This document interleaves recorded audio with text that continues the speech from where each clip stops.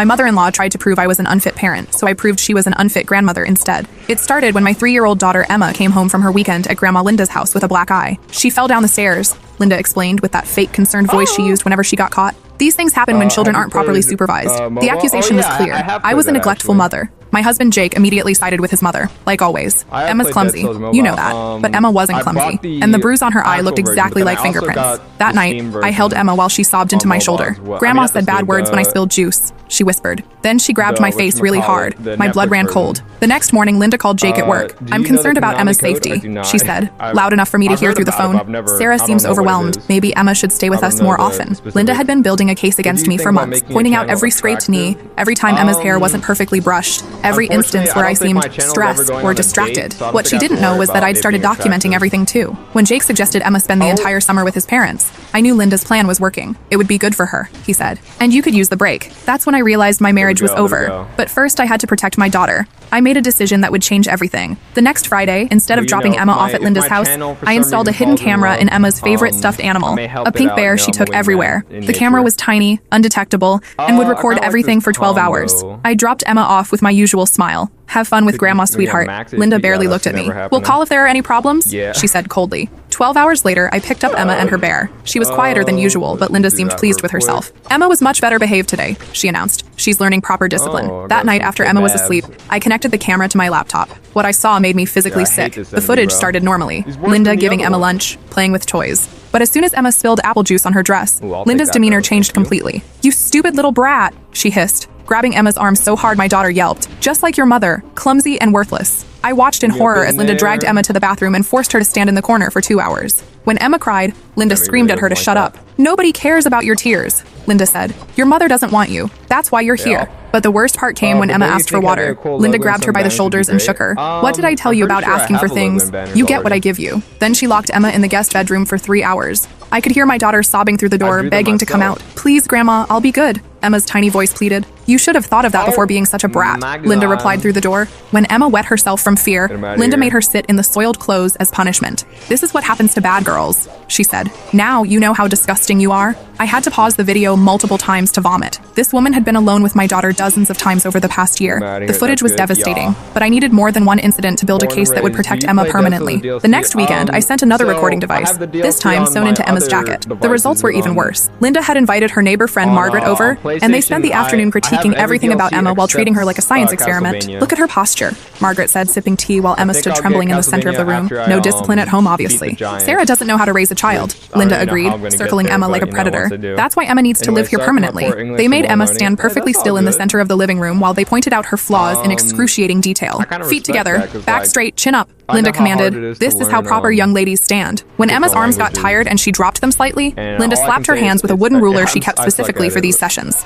We'll do this until you get it right, she said with cold satisfaction. Your mother never taught you proper behavior, but I will. They made her practice for an hour and 15 minutes. Every mistake earned a sharp slap or harsh criticism. I watched my daughter's spirit break a little more with each cruel comment. Look at those fingernails, Margaret observed, leaning in close to Emma's trembling hands. Filthy. Sarah clearly doesn't teach basic hygiene. Emma had been gardening with me the day before, helping me plant flowers for Mother's Day. Her nails had traces of soil that I'd missed during her bath. I've been documenting everything, Linda said proudly, pulling out a thick folder. Sarah's drinking, her mood swings, Emma's constant injuries. The courts will see what kind of mother she really is. Margaret nodded approvingly. You're doing the right thing. That child deserves a stable home with proper guidance. Oh, she won't be with Sarah much longer, Linda replied smugly. I'm building an airtight case. Soon Emma will be where she belongs, with people who know how to raise children properly. They discussed my supposed failings while forcing Emma to stand motionless like a statue. When she shifted her weight or scratched an itch, Linda made her start the posture exercise over from the beginning. Your mother is weak, Linda told Emma directly, staring into her frightened eyes. That's why you have behavioral problems. But I'll fix you. I'll make you into a proper little lady. Emma started crying silently, tears streaming down her face. Stop that crying this instant,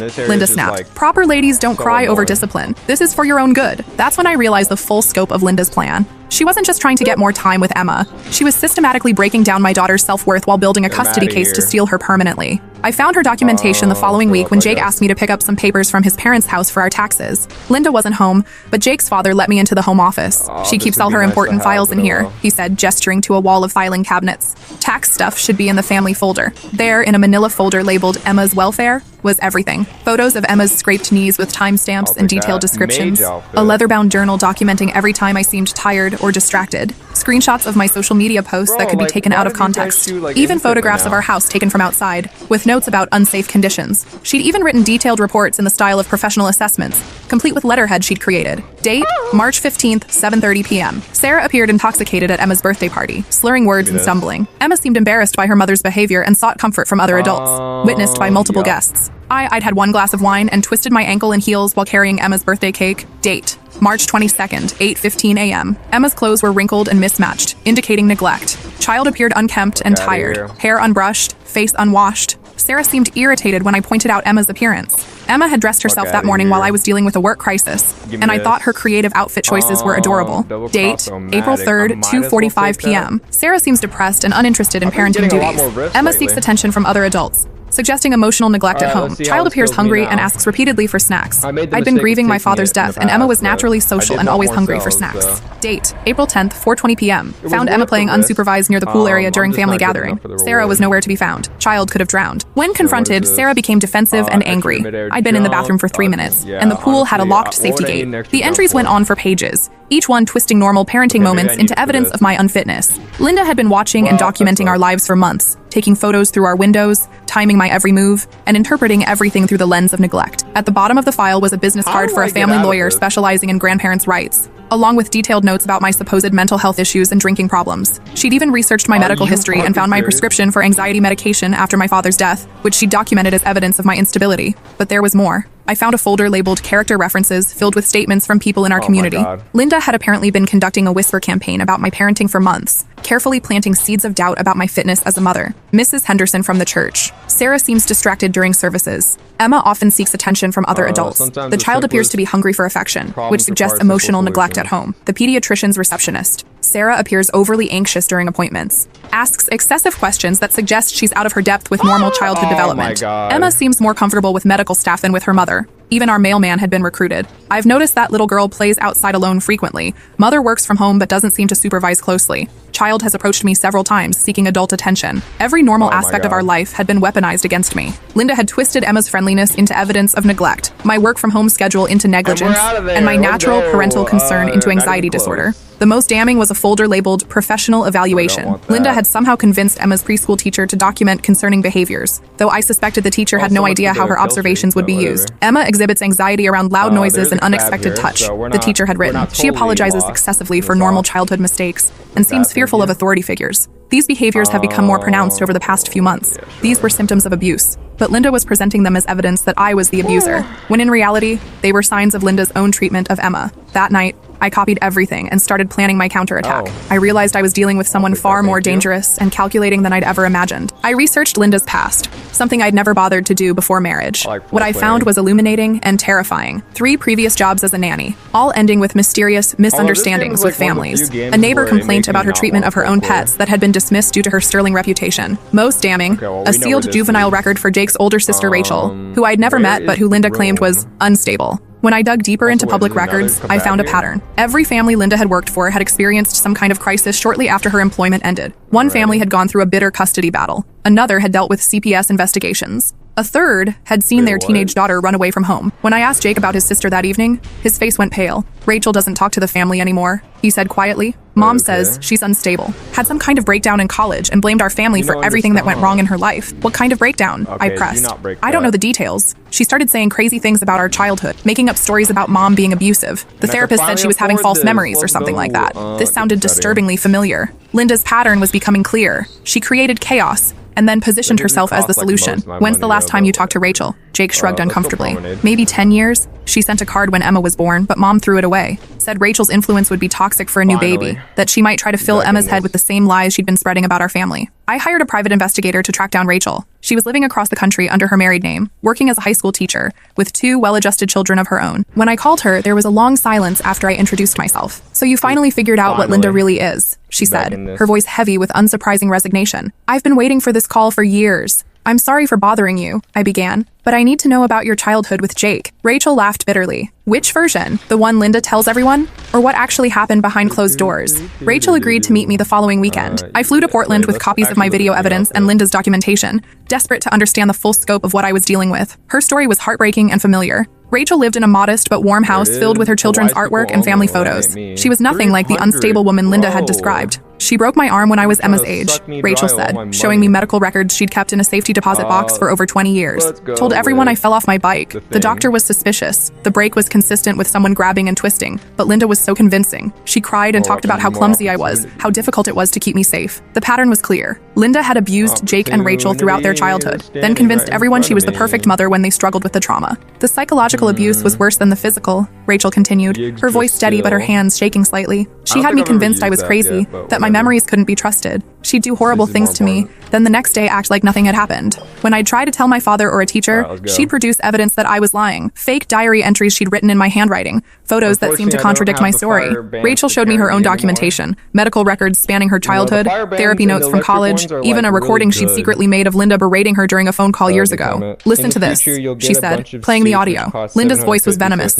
calling Rachel a pathological liar who was trying to destroy the family out of jealousy. This was from when I was 22 and trying to get help. Jake blocked it all out, Rachel explained. He had to, just to survive. She convinced him that I was jealous of their relationship, that I was mentally ill and trying to destroy the family with lies. He was her golden child, as long as he never questioned her version of reality. How did you break free? I asked. I didn't talk to them for 5 years. Got intensive therapy, built a life away from her influence. When I met my husband, I had to learn what normal relationships looked like. It took years to trust my own memories and feelings. She looked at my videos with growing horror and recognition. This is exactly what she did to us, she said, tears streaming down her face. The isolation, the criticism, the way she makes the child feel responsible for the abuse. She's doing to Emma what she did to me. Will you help me? I asked. I've been waiting 20 years for someone to ask, she replied. Rachel provided me with detailed documentation of Linda's abuse pattern, including the names of the families she'd worked for and the chaos that had followed her employment. Together, we built a comprehensive picture of a woman who systematically destroyed families while positioning herself as their savior. Armed with Rachel's testimony and documentation, I returned home and confronted Jake directly.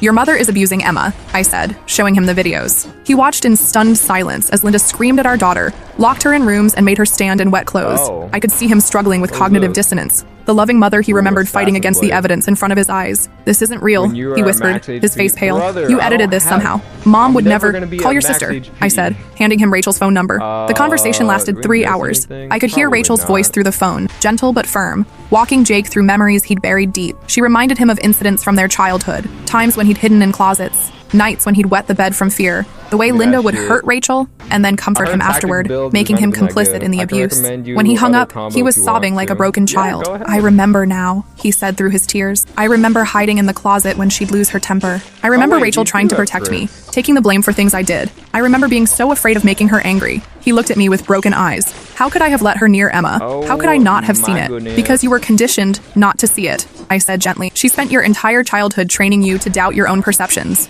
just like she's conditioning Emma now. The next morning, Jake called his mother with shaking hands. Emma won't be staying with you anymore, he said simply. Linda's reaction was immediate and explosive. How dare you keep my granddaughter from me? She screamed loud enough for me to hear across the room. You're both unfit parents. I have documentation proving it. I'll take that child away from you if it's the last thing I do. We know what you've been doing, Jake said quietly. I've been protecting that child from your wife's neglect. Linda hissed. Sarah is mentally unstable, just like your sister. Emma deserves a real family who can give her proper guidance and discipline. We are protecting her, Jake said, his voice growing stronger. From you. You've poisoned him against me, Linda spat into the phone. Just like that psychotic sister of his filled his head with lies, I won't let you destroy another family. I have evidence, Jake. Evidence that will show everyone what kind of mother Sarah really is. She hung up and immediately called her lawyer. 2 days later, we received papers. Linda was filing for emergency custody, claiming Emma was in immediate danger from neglect and abuse at home. Her petition was a masterpiece of manipulation, filled with lies and twisted truths that painted me as a dangerous, unstable mother, and Jake as an absent, neglectful father. She claimed I was an alcoholic who drank during the day while caring for Emma. She said Jake traveled constantly for work and showed no interest in parenting. She alleged that Emma showed signs of severe physical and emotional abuse, including unexplained injuries, behavioral problems,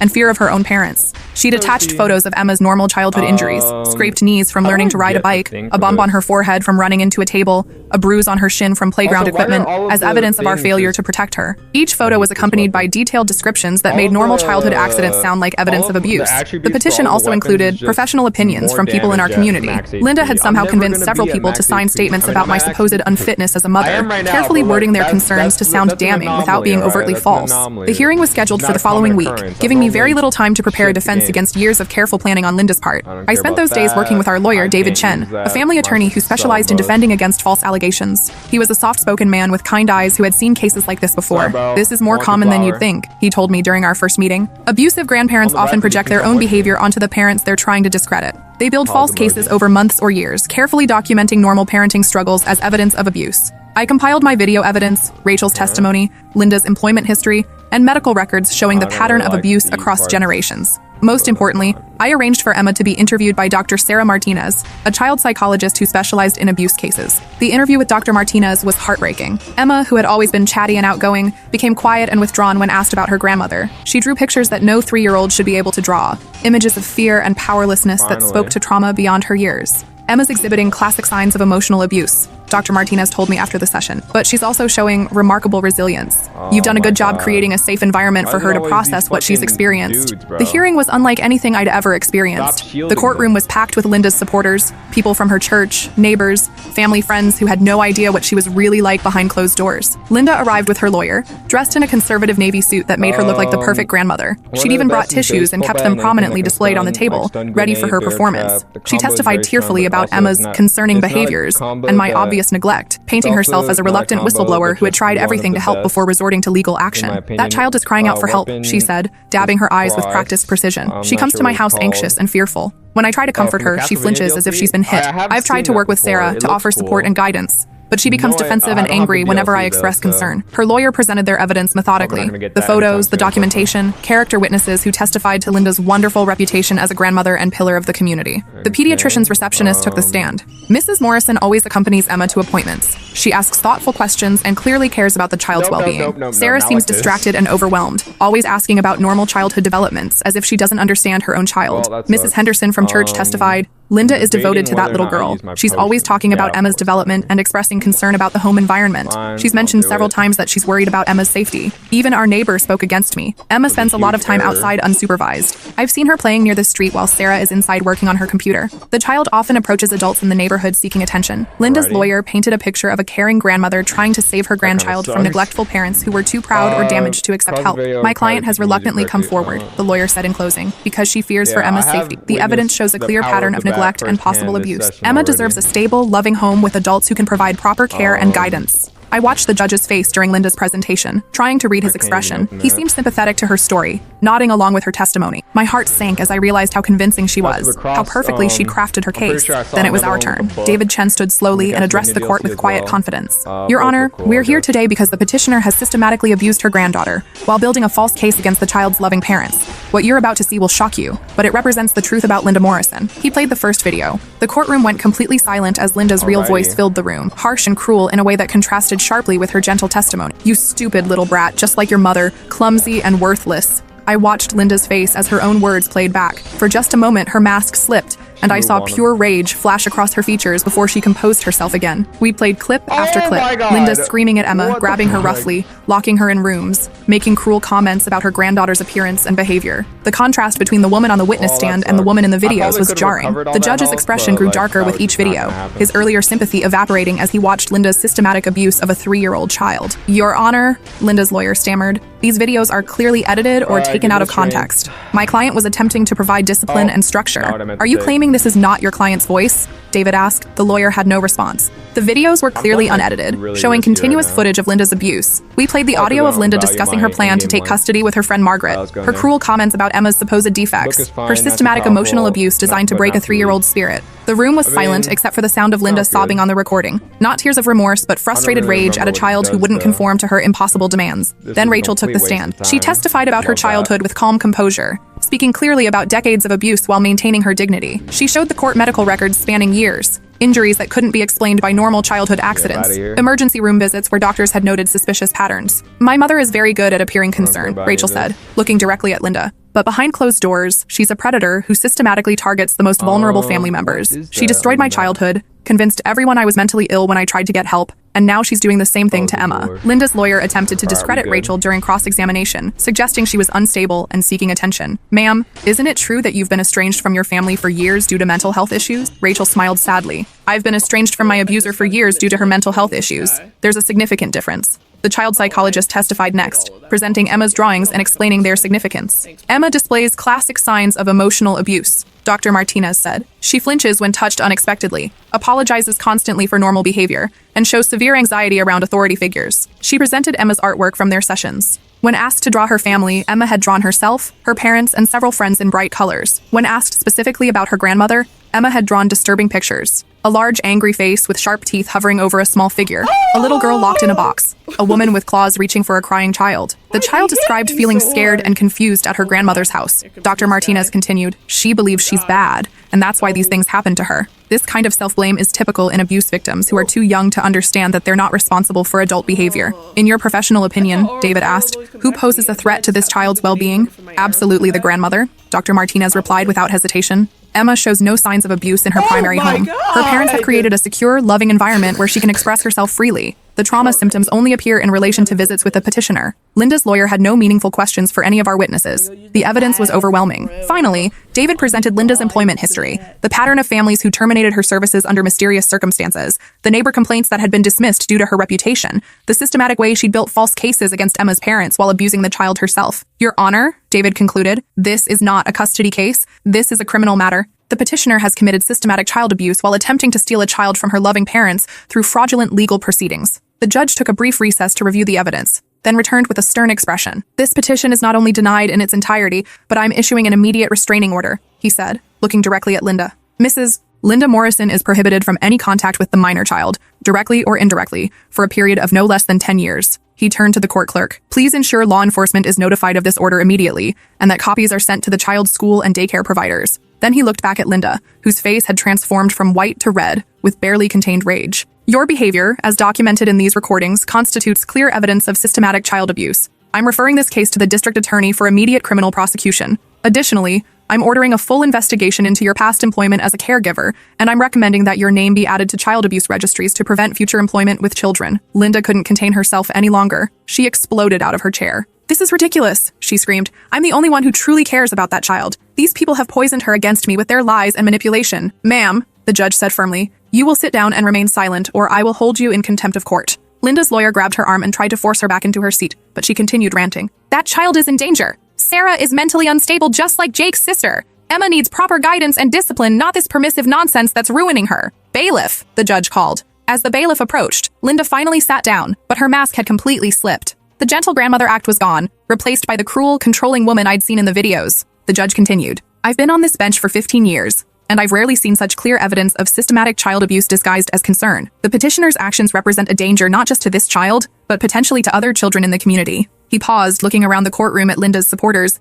many of whom now looked shocked and confused. I want to be very clear about what happened here today. This was not a case of a loving grandmother expressing legitimate concerns. This was a predator using the legal system to continue her abuse of a child while attempting to discredit the very parents who were protecting that child from harm. Linda sat in stunned silence, finally understanding that her perfect plan had not only failed but destroyed her completely. But I wasn't done. Outside the courthouse, I handed copies of the videos to the local news station and several national media outlets that covered stories about child abuse. Linda's carefully crafted reputation in our small town evaporated overnight. The story ran on the evening news with the headline, Respected Grandmother Caught Abusing Toddler on Hidden Camera. They interviewed Dr. Martinez about signs of child abuse, showed selected clips from the recordings with Emma's identity protected, and discussed how predators often present themselves as concerned caregivers. Within hours, the story had spread to social media and picked up by larger news outlets. Linda's Bridge Club issued a statement distancing themselves from her. Her church asked her to step down from all ministries involving children. Neighbors who had praised her parenting skills for decades suddenly remembered concerning incidents they'd previously ignored or dismissed.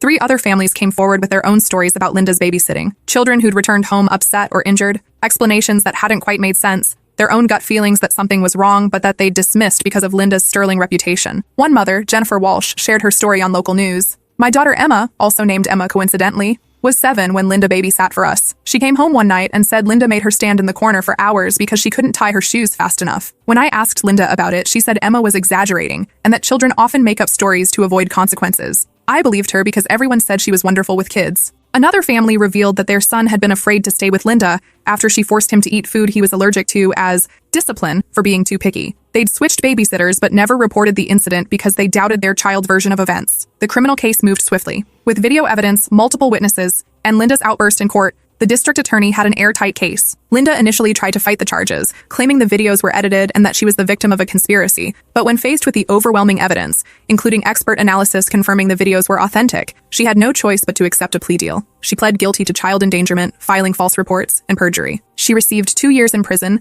followed by 5 years probation, 500 hours of community service, mandatory psychological counseling, and a permanent ban from working with children in any capacity. The judge also ordered her to pay for Emma's therapy and issued a lifetime restraining order that extended to any future children in our family. Your actions have traumatized an innocent child and violated the sacred trust between a grandparent and grandchild, the judge told her during sentencing. You used your position of authority and respect in the community to systematically abuse a vulnerable child while attempting to destroy her family through fraudulent legal proceedings. Linda stood silently during sentencing, no longer bothering with her concerned grandmother act. The mask was permanently off. Jake struggled deeply with the revelations about his mother, but he remained committed to protecting Emma and processing his own trauma. We started family counseling together, working with a therapist who specialized in generational abuse patterns. I spent my entire life believing her version of events, he said during one particularly difficult session. She convinced me that Rachel was crazy, that my memories couldn't be trusted, that questioning her meant I was being disloyal to family. Survivors often protect their abusers, our therapist explained patiently. It's a psychological defense mechanism that helps children survive trauma. You were conditioned from birth to prioritize your mother's emotions over your own safety and perceptions. Jake worked incredibly hard to deprogram years of manipulation and gaslighting. He started having regular phone calls with Rachel, rebuilding their relationship and processing their shared trauma. Watching him reconnect with his sister was beautiful. They had so much healing to do together. Emma also started therapy specifically designed for young trauma survivors. In age-appropriate ways, she learned that adults shouldn't hurt children, that it's okay to tell the truth about scary things, and that she was loved unconditionally regardless of her behavior. Her progress was remarkable. The night terrors stopped within a month. She started laughing freely again, the spontaneous, joyful laughter of a child who feels safe. The constant apologizing faded as she learned that making mistakes was normal and wouldn't result in punishment or rejection. Grandma Linda was sick in her heart, Emma told me one day while we were coloring together. But you and Daddy keep me safe now. 6 months after the trial, we moved across the country for Jake's job transfer. A fresh start away from Linda's lingering influence and the small-town gossip that never quite dies, even after truth comes to light. Emma thrived immediately in her new preschool. She made friends easily and showed no signs of the anxiety and hypervigilance that had characterized her behavior during the abuse period. Her new teacher, Mrs. Rodriguez, pulled me aside after the first week. Emma is such a confident, happy child, she said with genuine warmth. She speaks up for herself, shows real empathy for others, and has wonderful emotional regulation for her age. Whatever you're doing, keep it up. If only she knew what we'd been through to get Emma to this healthy place. One evening, as I was tucking her into bed in our new house, she looked up at me with those big brown eyes that had seen too much for her age. Mommy, why was Grandma Linda so mean to me? I chose my words carefully, as I always did when discussing the past. Some people have sickness in their hearts that makes them want to hurt others, especially people who are smaller and can't protect themselves, I said gently, but that was never, ever your fault. You're a wonderful little girl who deserves only kindness and love. She nodded solemnly, processing this in her 3-year-old way. I'm glad she can't hurt me anymore. She can't, I promised, stroking her hair, and she never will again. 2 years later, Linda violated her restraining order by showing up at Emma's new school, somehow having tracked down our location. A vigilant teacher spotted her lurking near the playground during recess and immediately called police and administration. She was arrested within minutes and charged with violating a protective order and attempted child abduction. This time, there was no plea deal. She spent 8 months in jail and was released only to be immediately transferred to a psychiatric facility for evaluation. When she was finally released, she moved to another state entirely. We haven't heard from her since, though our lawyer maintains a standing order to be notified if she ever attempts to contact us or locate our whereabouts. Jake and I eventually divorced 2 years after the trial. The trauma had damaged our relationship too deeply to repair, despite our best efforts in counseling. We both carried too much guilt. Him for not protecting Emma from his mother, me for not recognizing the signs sooner. But we co-parent successfully, united in our commitment to Emma's well-being. She feels secure and loved between both of our homes, and we've both done extensive work to ensure we never repeat the patterns we learned in our own childhoods. Emma is 8 now, confident and happy. She participates in multiple activities, has close friendships, and shows no lasting effects from Linda's abuse. She doesn't remember much about her grandmother anymore, which is exactly how we wanted it. Her child psychologist says this is normal and healthy. Young children often don't retain detailed memories of trauma if they're removed from the situation quickly and given proper support to heal. Sometimes people ask me if I feel guilty about destroying Linda's reputation and family relationships. I don't. Not even a little bit. She made her choices when she decided to hurt a defenseless child. She chose to systematically abuse Emma while building a false case against me. She chose to use the legal system as a weapon to continue her abuse. I simply made sure everyone knew who she really was. The ripple effects of exposing Linda went far beyond our immediate family. The state launched a comprehensive investigation into her past employment and found a disturbing pattern of complaints that had been dismissed or buried because of her sterling reputation in the community. New legislation was passed requiring enhanced background checks for private caregivers and mandatory reporting training for all childcare providers. Teachers and doctors received additional training on recognizing emotional abuse disguised as discipline or concern. Linda's case became a textbook example in child psychology courses about how predators use their reputation and social standing to access victims. Several universities now use our case study to train future social workers and family lawyers.